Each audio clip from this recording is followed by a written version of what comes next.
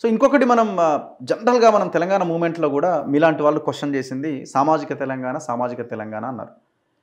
So అప్పుడు తెలంగాణ వస్తే తర్వాత మిగతాయన్ని మాట్లాడుకోవచ్చని అట్లా కాలం గడిచిపోయింది. కేసీఆర్ వచ్చిన తర్వాత 10 ఇయర్స్‌గా ఏం జరిగిందో మనం చూసినాం. సో ఇప్పుడు ఆ సామాజిక తెలంగాణ దిశగా అట్‌లీస్ట్ ఎంపీలు, ఎమ్మెల్యేలు, నామినేటెడ్ పోస్టులు ఇట్లా అన్ని రకాలుగా చూసుకుంటే సామాజిక న్యాయం ఏమైనా జరుగుతుందా అంటే చాలా క్లియర్‌గా రేవంత్ రెడ్డి గారు ఏం చెప్తున్నారంటే ఒక జర్నలిస్ట్ అడిగిన ప్రశ్నకి లేదు ఆ ప్రభుత్వం సామాజిక న్యాయం పాటిస్తున్నది. ఇగో ఫలానా 4 ఎమ్మెల్సీ సీట్లు, ఫలానా ఒక 30 నామినేటెడ్ పోస్టులు ఇట్లా లెక్కలు తీసుకుంటే ఒకటి ఎస్సీకి ఇచ్చినాం, 2 బీసీకి ఇచ్చినాం, ఒకటి ఎంబీసీకి ఇచ్చినాం. ఇట్లా కులాల వారీగా లెక్కలు చెప్తా ఉన్నారు. మీకు అనిపిస్తున్నదా ఈ ప్రభుత్వం సామాజిక న్యాయం దిశగా అడుగులేస్తున్నది అని? అయితే మరి ప్రభుత్వం ఏర్పడిన అతి కొద్ది రోజుల్లోనే వాళ్ళు అండ్ అధికారులకు సంబంధించినది అది కూడా వాళ్ళు నియామకం చేసుకున్నటువంటి అధికారులకు సంబంధించిన లిస్ట్ అంతా సోషల్ మీడియాలో హల్చల్ చేసింది. అవును.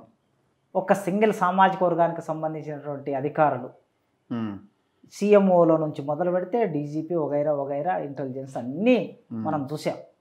టీఎస్పీఎస్సీ అన్నీ చూసాం. ఇవన్నీ కూడా మనం ఏమి ఇవాళ దాచేస్తే దాగని సత్యాలు. ఎవరో లోపల ఒక నిర్ణయం తీసుకున్నారులే అనుకోవడానికి లేదు. మీరు ఇట్లా ప్రభుత్వం ఒక నిర్ణయం తీసుకోగానే సోషల్ మీడియా మొత్తం దేశం అంతా ప్రపంచం అంతా వెళ్ళిపోతుంది. ఇది ఒక అంశం. అయితే రెండోది మీరు సందర్భం తీసుకొచ్చారు కనుక తెలంగాణ సమాజంలో ఎంపీ ఎన్నికలు మొత్తం దేశవ్యాప్తంగా రాబోతున్నాయి. ఎంపీ సీట్లు ఇచ్చేటప్పుడు ఆయా సామాజిక వర్గాలను దృష్టిలో పెట్టుకొని ఇస్తున్నారు. బీసీలలో కొన్ని కులాలు ఎక్కడ మెజార్టీ ఆ ఓట్లు ఉన్నాయో ఆ కులాలకు సంబంధించి ఒక ఆయనను అక్కడ ఎంపిక చేయడం ఇట్లా చేయడం చేస్తున్నారు.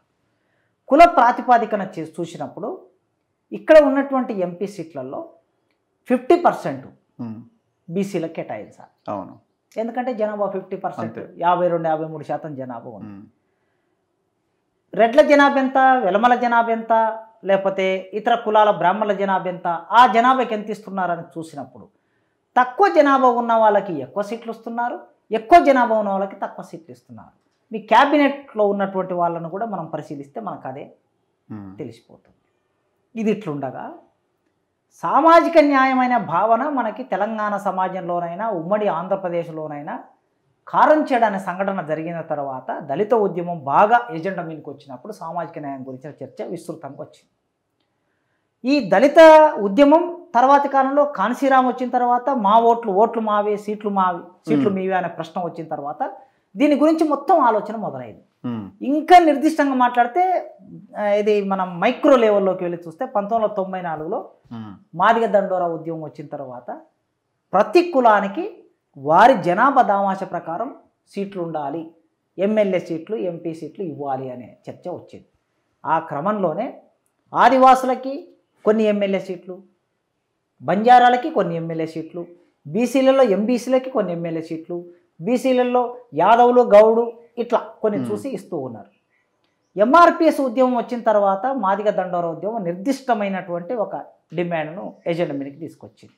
ఏమిటి అంటే తెలంగాణ రాష్ట్రంలో, ఉమ్మడి ఆంధ్రప్రదేశ్ రాష్ట్రంలో ఇన్ని ఎంపీ స్థానాలు ఎస్సీలకు ఇస్తే ఇందులో మాదిగలు ఇంత జనాభా ఉన్నారు, ఇంత తక్కువ ఎంపీ ఎమ్మెల్యేల స్థానాలు ఉన్నాయని వాళ్ళు పోరాటం చేసినప్పుడు అప్పటి నుంచి ఏమిటంటే ఇక్కడ ముఖ్యంగా మన తెలంగాణలో 3 ఎంపీ స్థానాలు ఉన్నాయి. ఈ 3 ఎంపీ స్థానాలు ఎస్సీలు ఉంటే 2 ఎంపీ స్థానాలు మాదిగలకు ఇవ్వటం, 1 ఎంపీ స్థానం మాలలకు ఇవ్వటం అనేది ఒక పద్ధతిగా కొనసాగుతూ ఉన్నది. గతంలో సిద్దిపేట ఉన్నప్పుడైనా నంది ఎల్లయ్య మాదిగ కమ్యూనిటీ ఉన్నాడు, నాగర్ కర్నూలు మంద జగన్నాథం మాదిగ కమ్యూనిటీ నుంచి ఉన్నాడు, తర్వాత పెద్దపల్లి వెంకటస్వామి గారు మాల కమ్యూనిటీ నుంచి ఉన్నారు. వరంగల్ వచ్చిన తర్వాత సిద్దిపేట పోయి వరంగల్ వచ్చిన తర్వాత అట్లా వరంగల్లో కూడా మాదిగ, తర్వాత నాగర్ కర్నూలు మాదిగ, అటు పోతే మాల అట్లా ఉండేది. పోయినసారికి మొన్నటికి మొన్న వెంకటేష్ నేత అవును మాల కమ్యూనిటీలో మాల సబ్ క్యాస్ట్ నేతకాని కమ్యూనిటీ నుంచి ఆయన అయ్యాడు. ఇంత స్పష్టంగా ఉన్నది మనకి. ఇంత స్పష్టంగా ఉన్నప్పుడు ఇవాళ ఎంత అన్యాయం అంటే టీఆర్ఎస్ పార్టీ అయినా కాంగ్రెస్ పార్టీ అయినా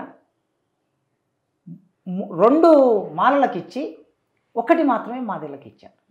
ఈ సామాజిక న్యాయం గురించి మాట్లాడే నిన్ననే ఒక వీడియో మనం సోషల్ మీడియాలో వచ్చింది రేవంత్ రెడ్డి గారు. అది ఢిల్లీలో మాట్లాడాడు ఆయన. అవును, ఢిల్లీలో విద్యార్థులు పెట్టిన మీటింగ్లో మాట్లాడి నేను కూడా ఆ వేదిక మీద ఉన్నాను. అవునా? ఆ రోజు జరిగిన సభలో వర్గీకరణ బిల్లు పార్లమెంట్లో ప్రవేశపెట్టాలి, రేవంత్ రెడ్డి గారు దీని మీద మాట్లాడాలని చెప్పేసి ఆయనను పిలిస్తే ఆయన వేదిక మీదకి వచ్చాడు, వచ్చి మాట్లాడాడు. దాంట్లో ఆయన ఏమంటున్నాడు, మాదిగలు చాలా అన్యాయానికి గురయ్యారు, మాదిగల వలన నేను జెడ్పీటీసీ అయ్యాను, మాదిగల వలన ఎమ్మెల్సీ అయ్యాను, మాదిగల వలన ఎంపీ అయ్యాను, మాదిగల వలన ఇవాళ నేను నా పోరాటం ఇదంతా కూడా జరుగుతుందని బాహాటంగా ప్రకటించాడు. మరి ముఖ్యమంత్రి స్థానంలో ఉన్నటువంటి నీవు నాగర్ కర్నూలు అనే ఒక జిల్లా, అవును, అది జిల్లా హెడ్ క్వార్టర్. ఇప్పుడు నాగర్ కర్నూలులో ఎస్సీలు జనాభా పరంగా చూసుకుంటే దాదాపు 3,50,000 పైగా ఓట్లు ఉంటాయి. ఈ 3,50,000 పైగా ఉన్నటువంటి ఓట్లలో 3 లక్షల ఓట్లు సింగిల్ కమ్యూనిటీ మాదిగ ఓట్లు ఉంటాయి. మరి అక్కడ ఒక మాదిగ కమ్యూనిటీకి ఇవ్వకుండా మళ్ళీ తీసుకెళ్ళి ఒక మాల కమ్యూనిటీకి ఇచ్చారు. మరి ఏం సామాజిక న్యాయం గురించి మాట్లాడతారు మీరు? రెడ్ల విషయంలోకి వస్తే మీ జనాభా దామాష ప్రకారం మీకు ఎవరెవరు కావాలో వాళ్ళందరికీ సీట్లు ఇప్పించుకున్న నీవు నీ పక్కనే ఉన్నటువంటి సంపత్ కుమార్కు సీట్ ఎందుకు ఇప్పించలేకపోయావు అనే ప్రశ్న సహజంగా తలెత్తుతుంది. అంతెందుకు నీవు టీడీపీలో ఉంటే టీడీపీలో ఉండి, నీవు కాంగ్రెస్లోకి పోతే కాంగ్రెస్లోకి పోయి 10-15 సంవత్సరాలు నీతో పాటే తిరుగుతున్నటువంటి చారగొండ వెంకటేష్ అని ఓయూ జేఎస్ నేత ఉన్నాడు. ఆ పిల్లవాడికన్నా ఇప్పించచ్చు కదా. అంటే ఆ విధంగా చూసినప్పుడు చూస్తూ ఉంటే డబ్బులున్నోళ్ళకే ఎంపీ సీట్లు ఇస్తారు, సామాజిక న్యాయం ఇతరేతర విషయాలు ఏమీ లేదు, డబ్బులు ఎవడు పెడితే వాడికి సీట్లు ఇస్తారు అనే ఒక భావన సమాజంలోకి తీసుకొస్తే ఇది ప్రజాస్వామ్యానికి చాలా ప్రమాదం, పార్లమెంటరీ విలువలకి వ్యతిరేకమైనది, ప్రమాదకరమైనది.